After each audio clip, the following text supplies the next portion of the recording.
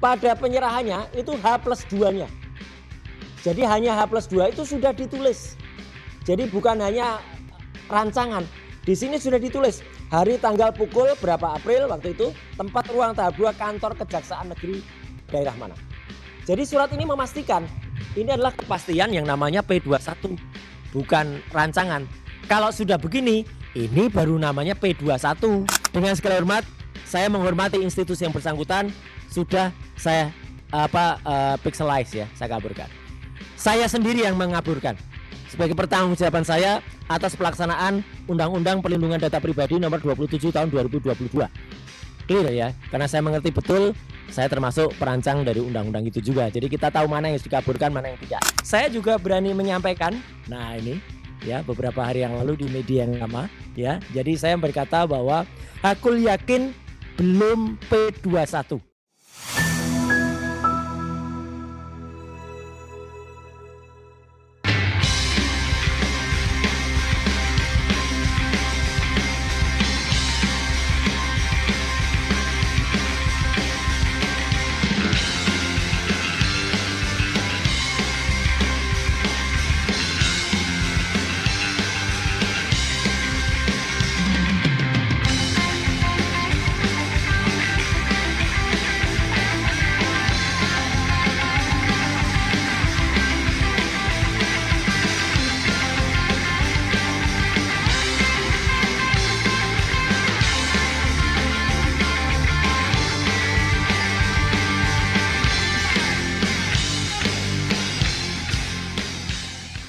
Singkat saja tapi tegas ya. Jadi kita akan mulai dengan beberapa hal yang nanti sampai pada ujungnya. Assalamualaikum warahmatullahi wabarakatuh. Waalaikumsalam. Ya, pertama-tama saya atas nama pribadi dan Dr. Tifa ya di klaster ini dan juga teman-teman di klaster 1 ya, ada Mas Rizal Fadila, Rustam Effendi dan juga Bu Kurnia Triryani di sana.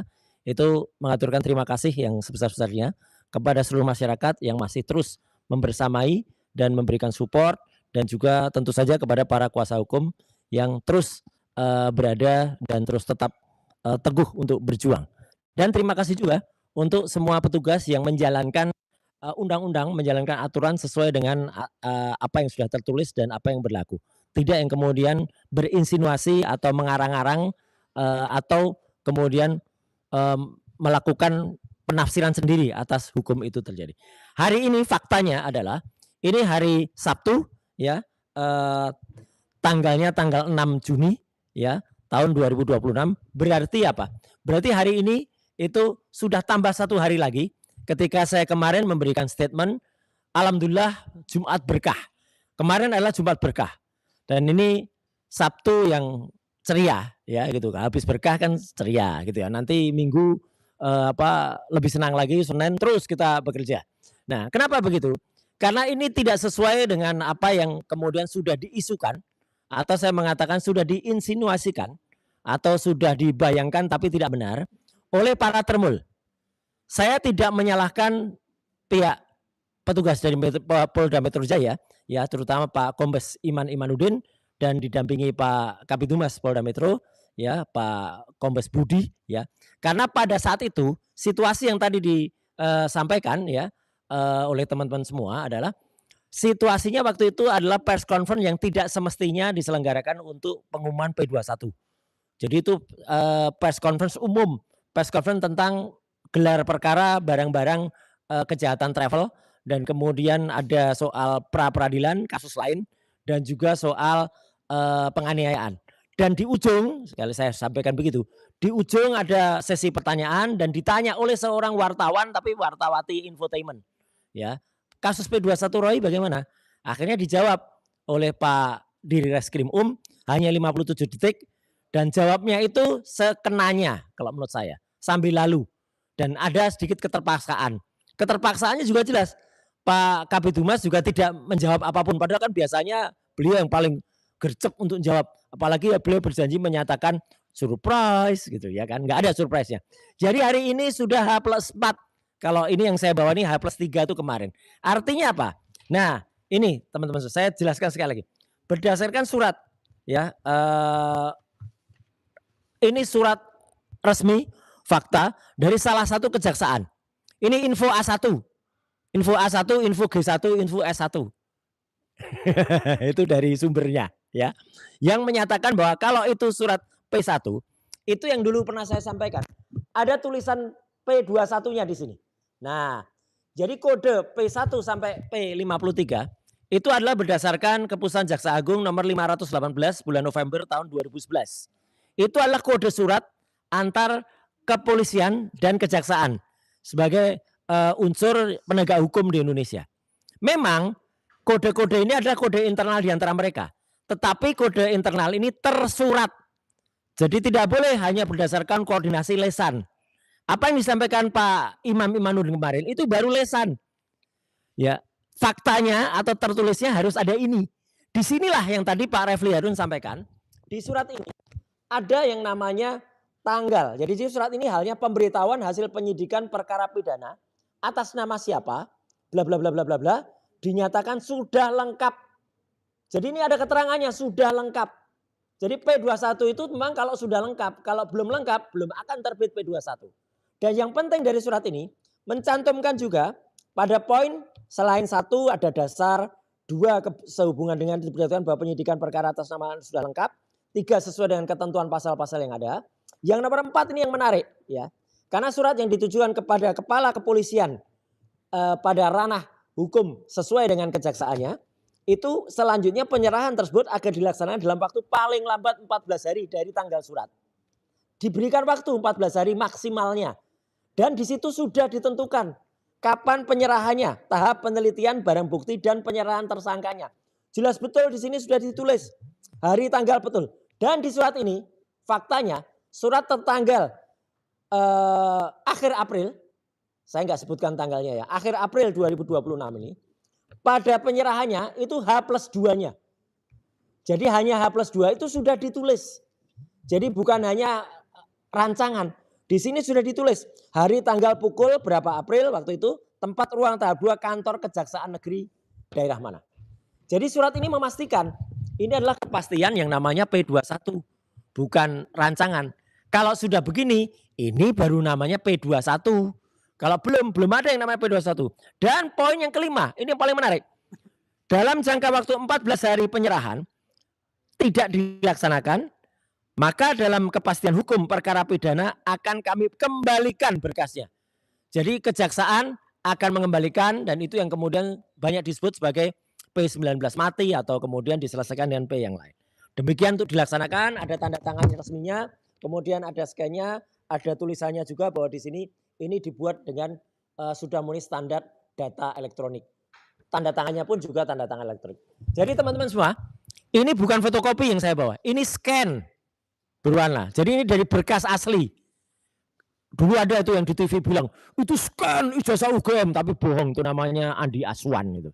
Kalau ini bukan fotokopi, ini scan. Saya dapat dari surat aslinya.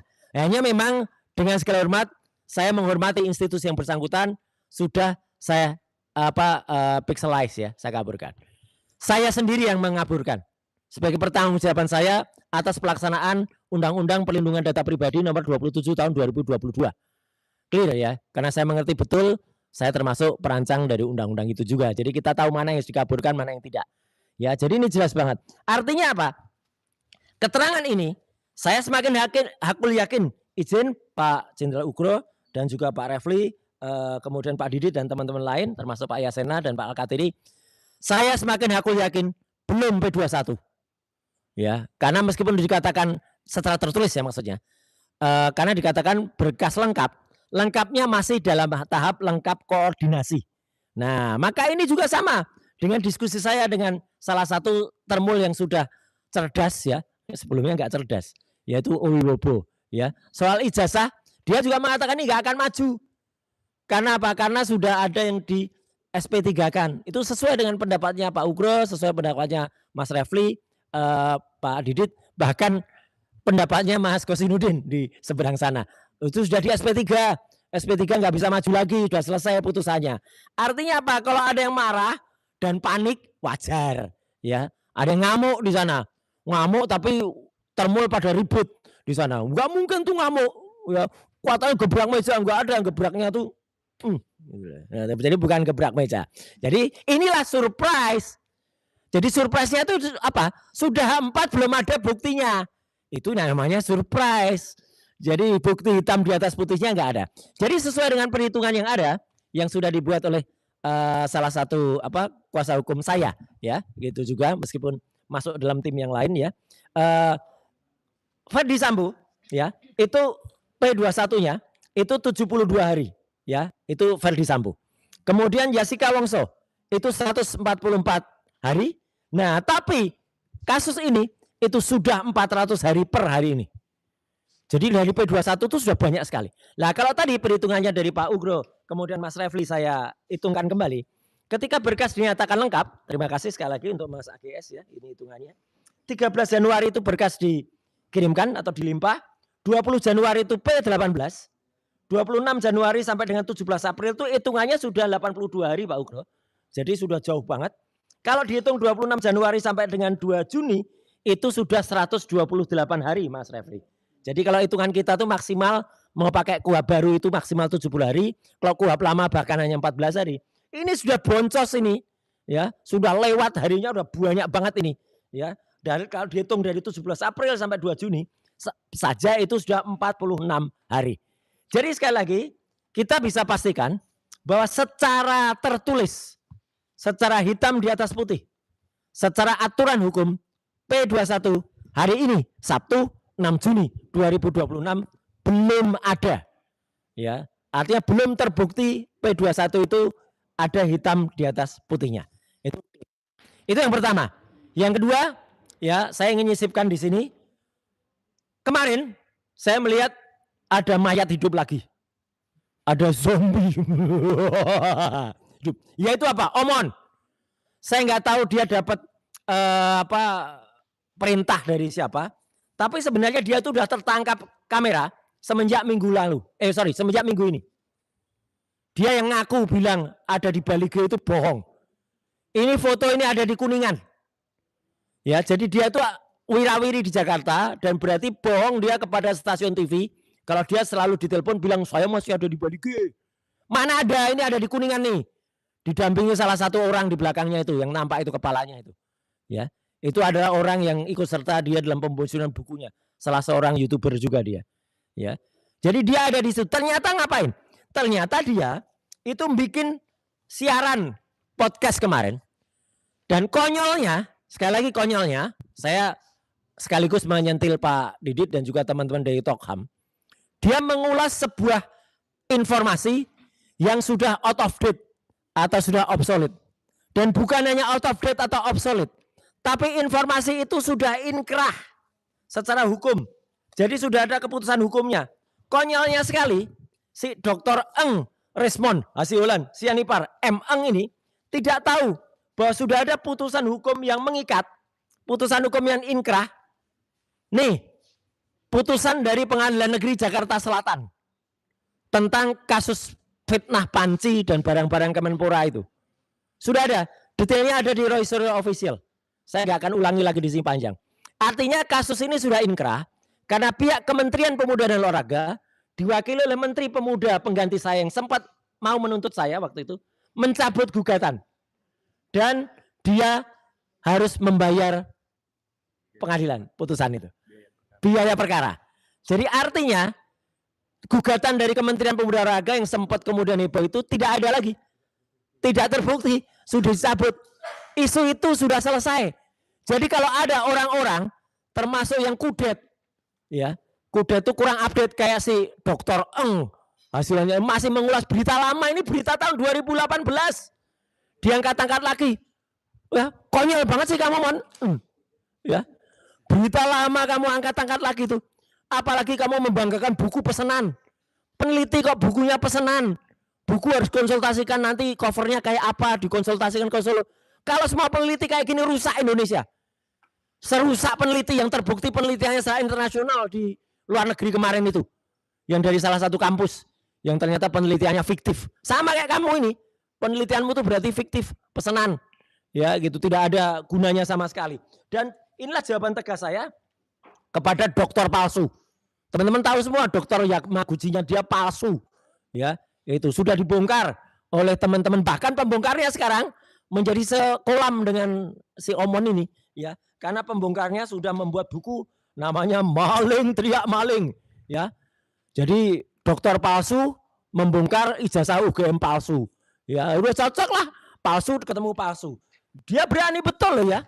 Ini saya tidak melanggar undang-undang PDP juga karena sudah saya mosaik nomor KTP-nya. Ya, ini mencantumkan tulisan Dokter Resmond. Apa dokter? Ijazahnya aja, patennya ada dulu. Mas Refli dulu pernah berjuang di depan TV bareng saya. Kita udah capek-capek bilang dia punya paten, ternyata patennya ditolak. Ya, email dari Yamaguchi-nya juga nggak ada. Ya, dia bilang itu jejaknya banyak di TV-TV, ijazahnya tidak. Ini banyak ya. Silakan nonton di Roy Suryo Official. Dan bahkan dia selain dia mengangkat dirinya jadi dokter, dia mengangkat istrinya jadi dokter juga ini. Ya, mana ada yang namanya Dokter Vivian? Ya, Mon, sekali lagi kamu malah saya tarik ini semuanya. Ya, ini jelas ini hoax ya. Dia ngikut-ngikut. Nah ini kesayangannya Pak Ugro ini ya. Dia ngikut, sekarang dia diikuti oleh orang namanya Mak Lampir. Mak Lampir ini juga ngikut-ngikut ini. Ya, ngikut-ngikut juga. Jangan nggak perlu lah. Bahkan barusan ya lagi ada di Jogja. Katanya bikin wawancara di Jalan Malioboro. Namanya si ini ya, Thoyib Fanani. Parah banget ini. Ini jelas ya cabul ini isinya. Saya sekali lagi bilang, konten dia tuh isinya cabul tuh. Soal wig-wig, soal TKW, soal lepas baju, soal apa lagi. Ini ngikut-ngikut berita bohong soal aset-aset Kemenpora itu. Sekali lagi aset Kemenpora itu sudah inkrah. Dan ini yang paling penting ya. Selain mereka, ini si Mak Lampir ya. Kami tadi sudah merapatkan, kami sangat mempertimbangkan untuk saudara Resmond ya. Kemudian juga saudara untuk kasus yang lain ya, Lecu ya. Hari Senin kita akan ambil tindakan hukum. Apa itu tindakan hukum yang akan kami ambil hari Senin? Itu tunggu saja di hari Senin. Itu saja dari saya. Sekian, terima kasih. Wassalamualaikum warahmatullahi wabarakatuh. Ada satu hal terakhir yang ingin saya sampaikan, tapi ini penting juga. Dan ini mungkin akan membuat orang yang saya sebut nanti akan terkaget-kaget dan kembali ke dalam tanah menjadi zombie lagi. Ya, jadi saya terus terang tersenyum ketika ada zombie. Ya, zombie itu artinya orang yang memang pernah hidup kemudian nggak ada terus hidup lagi. Kenapa? Karena dia pernah membuat atau dibuatkan surat kematian dan kemudian yang membuatkan tuh orang terdekatnya, tapi ternyata orangnya masih ada dan ternyata tiba-tiba hidup lagi. Siapa dia? Dia adalah Dr. Eng Resmond Hasiolan Sianipar M. Eng yang barusan kemarin secara mendadak muncul di media lagi ya, di YouTube lagi. Dan dia ini lucunya, saya kalau meminjam istilahnya Mas Rocky Gerung, piciknya ya, malah mau-maunya ya memberi atau mengulas atau diberi masukan sebuah kasus yang sebenarnya sudah lama inkrah. Saya sebut saja itu kasus Panci ya gitu. Saya ketawa bener. Karena orang-orang sudah tidak ada yang mau membahas kasus secara detail, mungkin hanya tinggal mungkin bilang Ponca Panci tapi nggak ngerti artinya. Lah dia malah membuka sebuah pemberitaan tahun 2018. Sudah 6 tahun yang lalu, 8 tahun yang lalu. Dan menariknya apa? Berita itu sudah inkrah. Jadi sudah ada keputusan Pengadilan Negeri Jakarta Selatan yang waktu itu memutuskan kalau Kementerian Pemuda dan Olahraga yang diwakili oleh menteri pengganti saya waktu itu yang namanya Imam Nahrawi, ya, saya sebenarnya tidak ingin nyebut dia lagi, kasihan. Karena apa? Setelah itu dia kena karma.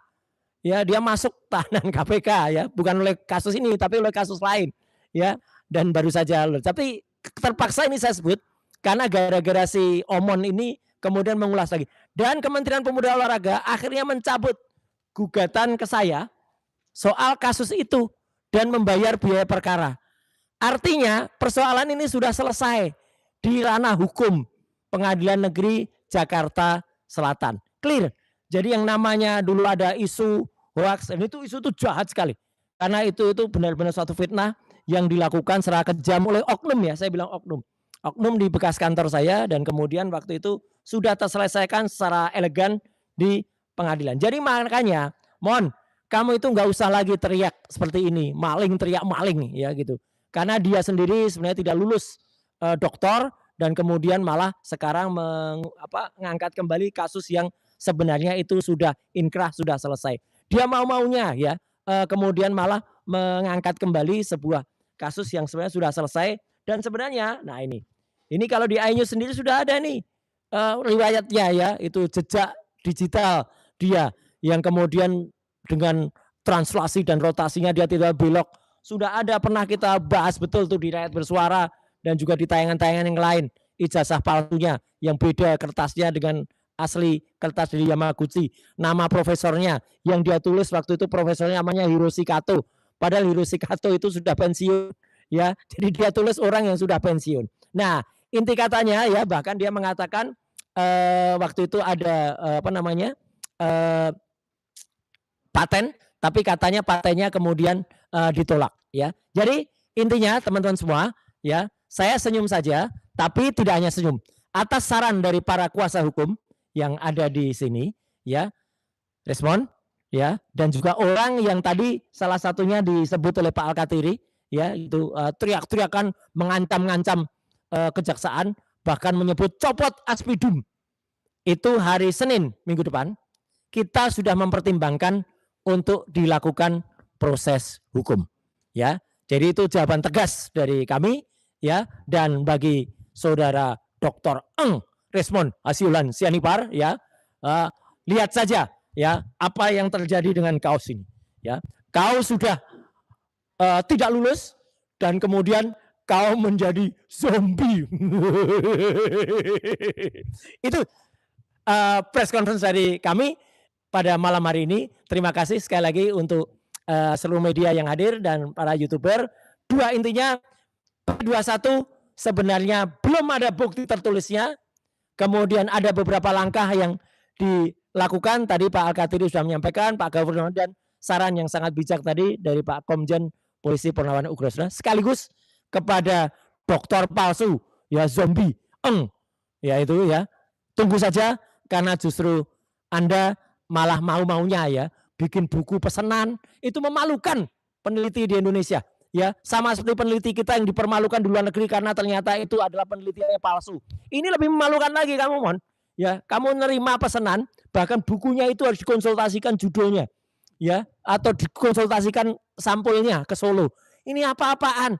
Peneliti Indonesia kalau seperti kamu ini habis nanti, orang-orang malah akan mencibir semua ya. Peneliti kok terimanya pesanan. Emang beli tahu ya bisa pesen ya, itu peneliti kok dianggap kayak tahu ya. Kalau tahu itu kalau kamu tahu apa enggak, nah itu bagus namanya. Tapi kalau ini peneliti dianggap tahu, itu adalah repot. Saya selalu mengimbau daripada, nah ini kemarin sudah saya keluarkan ini, daripada kita bakar-bakar kayak gini kan bahaya ya kan, daripada bakar-bakar gini kita berikan ucapan senyuman dan kita kasih bunga.